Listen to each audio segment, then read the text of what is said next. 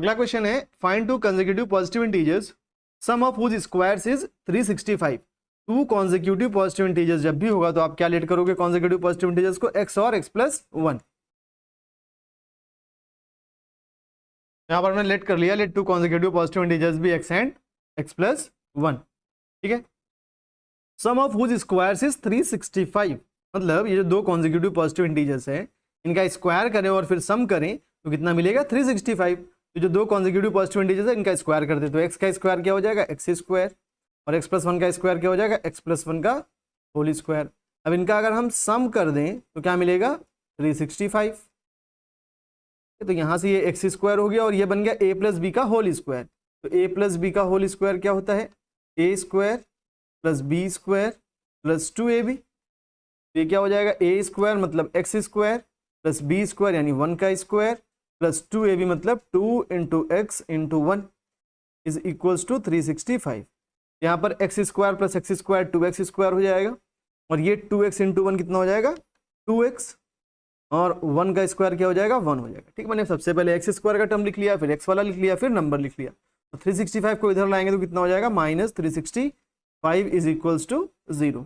ये हो गया 2x स्क्वायर प्लस 2x और ये +1 माइनस 365 कितना हो जाएगा -364 इज इक्वल्स टू 0।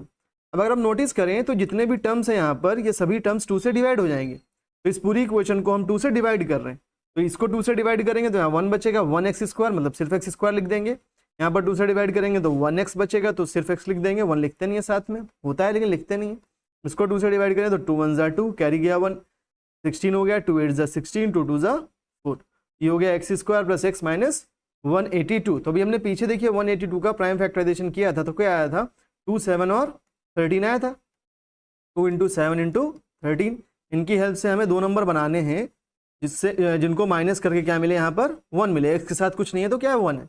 यहाँ पर देखिए अगर इनको 14 ले लें इन दोनों को मिला करके और यहाँ पर ये 13, तो 14 13 को मल्टीप्लाई करेंगे तो 182 मिल जाएगा और अगर माइनस करेंगे तो 1 मिल जाएगा। तो पेयर तो पिछले वाले क्वेश्चन में जो था वही सेम बन रहा है। तो ये क्या हो गया x स्क्वायर प्लस यहाँ पर क्या हो जाएगा 14x माइनस 13x। ये पेयर बना 14 माइनस 13 साथ में x है तो 14x minus 13x minus 182 is equals to 0। पहले दोनों नंबर्स में कॉमन लें तो x कॉमन होगा सिर्फ, तो ये हो गया x प्लस 14। इन दोनों में कॉमन लें, यहाँ पर पहली बात तो माइनस का साइन है तो माइनस कॉमन लेंगे, 13 से दोनों डिवाइड हो जाएंगे तो 13 कॉमन हो जाएगा। यहाँ पर माइनस कॉमन लिया है अगर तो ये टर्म अब पॉजिटिव हो जाएगा, 13 1 = 13 होगा तो 1x बचेगा, 1 लिखते नहीं सिर्फ x लिखेंगे। माइनस कॉमन लिया है तो ये माइनस का क्या हो जाएगा प्लस हो जाएगा और 13 से डिवाइड करेंगे 182 को तो 14 मिलेगा इज इक्वल्स टू 0। तो यहाँ से हो गया ये x माइनस 13 और x plus 14 is equals to 0। तो एक बार इसको 0 से इक्वेट करें x माइनस 13 को तो वैल्यू क्या आ जाएगी, ये इसकी वैल्यू आ जाएगी 13। और एक बार अगर इसको 0 से इक्वेट करें x प्लस 14 को तो यहाँ से x प्लस 14 0 बनेगा, x की वैल्यू क्या हो जाएगी -14।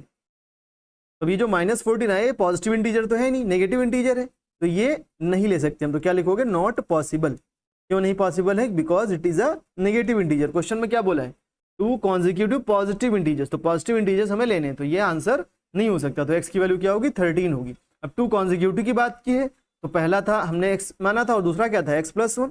कॉन्जिक्यूटिव मतलब अगल बगल के जस्ट, तो x और x+1 हमने माने थे तो एक हो गया x, तो अगला क्या हो जाएगा x+1 मतलब 14। तो क्या लिख देंगे यहाँ पर